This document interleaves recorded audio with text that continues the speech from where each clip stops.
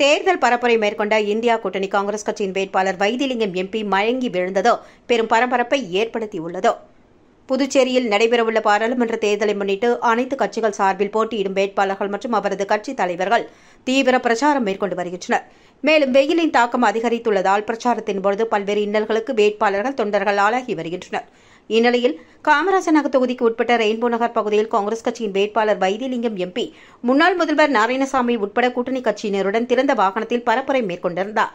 அப்பொழுது திடீரென வைத்திலிங்கம் எம்பி அருகில் இருந்த காங்கிரஸ் எம்எல்ஏ மீது மயங்கி சாய்ந்தார். உடனடியாக அவரை அருகில் இருந்த ஒரு வீட்டிற்கு கொண்டு சென்று முதலுதவி அளித்தனர். அதனையடுத்து மீண்டும் தேர்தல் பிரச்சாரத்தில் பங்கு பெற்றார்.